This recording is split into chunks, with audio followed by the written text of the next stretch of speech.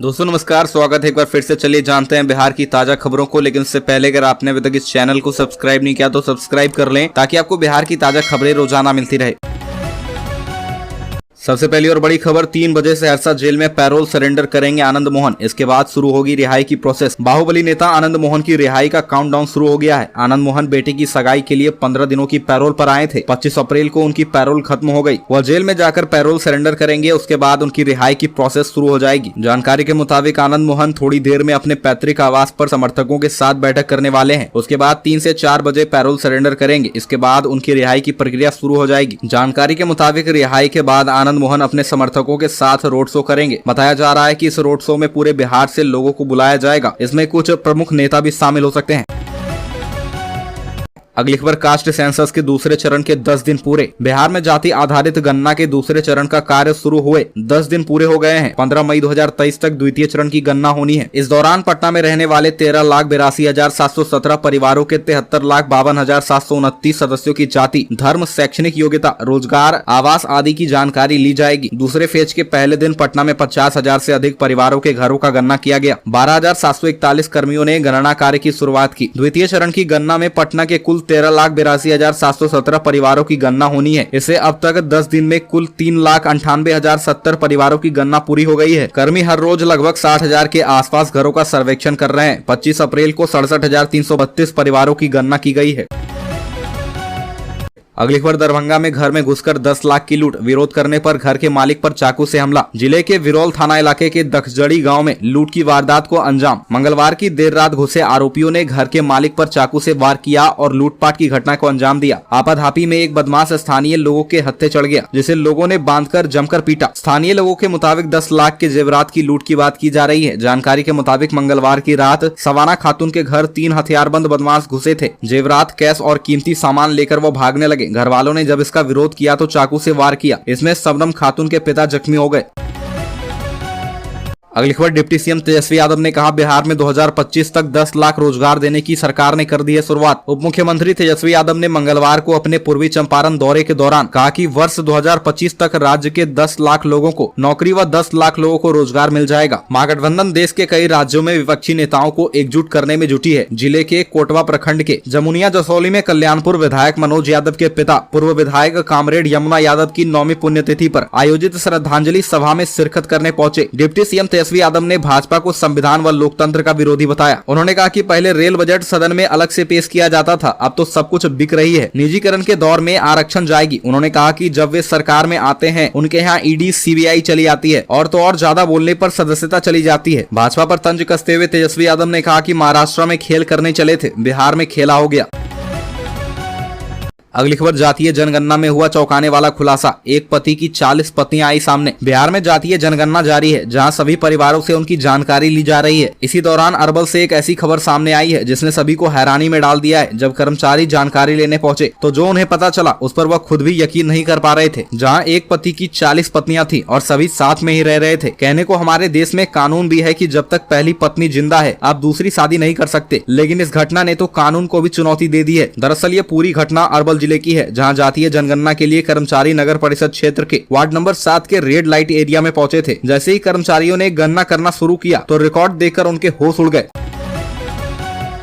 अगली खबर, सुशील मोदी बोले आनंद मोहन बहाना है, सरकार MY समीकरण के दुर्दांत अपराधियों पर मेहरबान। बिहार के पूर्व उप मुख्यमंत्री और भारतीय जनता पार्टी के राज्यसभा सदस्य सुशील कुमार मोदी ने कहा कि राज्य सरकार ने पूर्व सांसद आनंद मोहन के बहाने अन्य 26 दुर्दांत अपराधियों को भी रिहा करने का फैसला लिया, जो MY समीकरण में फिट बैठते हैं और जिनके बाहुबल का दुरुपयोग चुनाव में किया जा सकता है। सुशील मोदी ने बयान जारी कर कहा कि गंभीर मामलों में दोषी अपराधियों की रिहाई का फैसला असंवैधानिक और अनावश्यक है। अगली खबर, पूर्व सांसद की रिहाई पर बोले गिरिराज सिंह, आनंद मोहन तो बलि का बकरा, नीतीश सरकार को जनता कभी माफ नहीं करेगी। बिहार के बाहुबली पूर्व सांसद आनंद मोहन की रिहाई पर नीतीश कुमार ने मुहर लगा दी है। इसी के साथ बिहार में इस मुद्दे पर सियासी हलचल तेज हो गई है। नीतीश कुमार के फैसले पर सवाल उठाए जा रहे हैं। हालांकि इससे जुड़े आरोपों पर बिहार के डिप्टी सीएम तेजस्वी यादव ने साफ कर दिया है कि इसमें कुछ गलत नहीं है, उन्होंने अपनी सजा काट ली है। वहीं दूसरी ओर इस पर बीजेपी नेता और केंद्रीय मंत्री गिरिराज सिंह का बयान सामने आया है। केंद्रीय मंत्री गिरिराज सिंह ने कहा कि उनकी रिहाई से किसी को तकलीफ नहीं है, लेकिन आनंद मोहन के आड़ में इस सरकार ने जो काम किया है उसे समाज कभी माफ नहीं करेगी। अगली खबर, प्रिंसिपल ने चुराया 600 बच्चों का खाना। पूर्णिया में मिड डे मील में बड़ा घपला। सरकार ने गरीब बच्चों में शिक्षा के प्रति जागरूकता लाने और स्कूलों में उनकी उपस्थिति बढ़ाने के उद्देश्य से मध्याह्न भोजन योजना यानी मिड डे मील की शुरुआत की थी, मगर सरकार की इस योजना में सरकारी शिक्षक ही भ्रष्टाचार कर रहे हैं। जिले के 2 सरकारी स्कूलों के प्रिंसिपल ने स्कूल में पढ़ने वाले करीब 600 बच्चों का MDM के साथ घपला कर दिया। 22 ब्लॉक के 2 स्कूलों के प्रिंसिपल ने स्कूल बंद रहने के बाद भी 600 बच्चों को भोजन करा दिया। यही नहीं, बकायदा इसका हिसाब भी दिया गया। पूरे मामले का खुलासा तब हुआ जब कार्यक्रम पदाधिकारी स्कूलों का औचक निरीक्षण करने पहुंचे। अगली खबर, प्रकाश सिंह बादल के निधन पर बिहार में राजकीय शोक। 2 दिनों तक सरकारी इमारतों पर झुका रहेगा आधा तिरंगा। पंजाब के पूर्व CM प्रकाश सिंह बादल की मंगलवार की रात 95 साल की उम्र में निधन हो गया। बिहार सरकार ने प्रकाश सिंह बादल के निधन पर 2 दिनों की राजकीय शोक की घोषणा की है। राष्ट्रीय शोक की सूचना पर बिहार में राजकीय शोक का ऐलान हुआ है, लिहाजा बिहार के सभी सरकारी इमारत पर फहराया जाने वाला झंडा झुका रहेगा। प्रकाश सिंह बादल का 25 अप्रैल को निधन हुआ है। इस बाबत कैबिनेट सचिवालय ने चिट्ठी जारी कर दी है। पूर्व मुख्यमंत्री एवं पूर्व केंद्रीय मंत्री स्वर्गीय प्रकाश सिंह बादल के सम्मान में दिनांक 26 एवं 27 अप्रैल को राष्ट्रीय शोक मनाने का निर्णय लिया गया है। इस अवधि में पूरे राज्य में उन सभी भवनों जिन पर नियमित रूप से राष्ट्रीय ध्वज फहराया जाता है वो आधा झुका रहेगा। अगली खबर, बिहार में 24 घंटे में 118 कोरोना मरीज मिले। बिहार में मंगलवार को फिर 100 से ज्यादा कोरोना के नए मामले सामने आए। पिछले 24 घंटे में 50,000 से ज्यादा लोगों की जांच हुई। इसमें 118 नए केस मिले हैं। सिर्फ पटना में 68 मरीज हैं। कोरोना मरीज मिलने के मामले में बिहार देश में 13वें पायदान पर पहुंच गया है। राज्य में कुल एक्टिव मरीजों की संख्या 824 हो गई है। वहीं पटना में एक्टिव मरीजों की संख्या 412 हो गई है। इसके अलावा गया में 66, भागलपुर में 57, पूर्णिया में 47 और खगड़िया में 41 एक्टिव केस हैं। अब तक कुल 19 मरीज भर्ती हुए हैं। बता दें कि सोमवार को एक हफ्ते बाद राज्य में कोरोना केस 100 से नीचे मिले थे। इसका कारण यह है कि सिर्फ 18,000 लोगों की जांच हुई थी, लेकिन जांच बढ़ने के साथ संक्रमितों की संख्या में इजाफा हुआ है।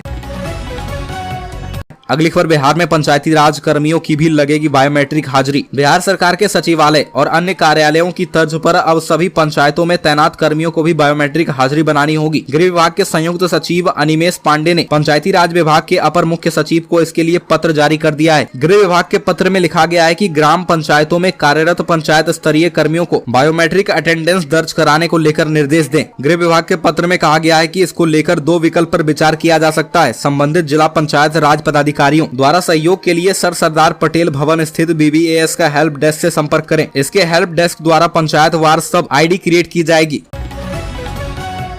अगली खबर, नीतीश कुमार का बड़ा ऐलान। अब हिट एंड रन केस में घायलों को भी मिलेगी ये मदद। आने वाले 2 सालों के अंदर बिहार में 2 चुनाव होने वाले हैं, एक लोकसभा चुनाव, दूसरा विधानसभा चुनाव। इस चुनाव को लेकर राज्य की तमाम राजनीतिक पार्टियां अभी से ही अपनी रणनीति बनाना शुरू कर चुकी है। यही वजह है कि बिहार सरकार लगातार नए योजनाओं को मंजूरी दे रही है। इसी कड़ी में अब बिहार सरकार के तरफ से हिट एंड रन केस में बड़े स्तर पर मुआवजे का ऐलान किया गया है। दरअसल बिहार सरकार के तरफ से हिट एंड रन केस मामले में 2 लाख रुपए मुआवजे का ऐलान किया गया है। सरकार की तरफ से कहा गया है कि सड़क दुर्घटना में किसी की अगर मौत हो जाती है तो उनके परिजनों को 2 लाख रुपए मुआवजे के तौर पर दिया जाएगा, जबकि घायलों को 50,000 सरकार अपने तरफ से मुआवजा देगी। इसको लेकर परिवहन विभाग ने सभी जिला पदाधिकारियों को त्वरित कार्रवाई करने का निर्देश दिया है। अगली खबर, लोकसभा चुनाव 2024 में PM Modi versus CM Nitish Kumar होने की पुरजोर संभावना। लोकसभा चुनाव 2024 का असर अब दिखने लगा है। भले ही चुनाव में अभी 1 साल हो, लेकिन बिहार के सीएम नीतीश कुमार विपक्ष को एकजुट करने में लगे हैं। पिछले दिनों दिल्ली में कांग्रेस नेताओं के अलावा दिल्ली के सीएम अरविंद केजरीवाल, माकपा सचिव सीताराम येचुरी, CPI महासचिव D राजा जैसे दिग्गज नेताओं से मुलाकात कर सीएम नीतीश ने विपक्ष एकता को नई दिशा देने की पूरी कोशिश की है। अब उन्होंने बंगाल की सीएम ममता बनर्जी के साथ सपा सुप्रीमो अखिलेश यादव के साथ मुलाकात कर आगामी आम चुनाव को दिलचस्प बनाने में कोई कसर नहीं छोड़ रहे हैं।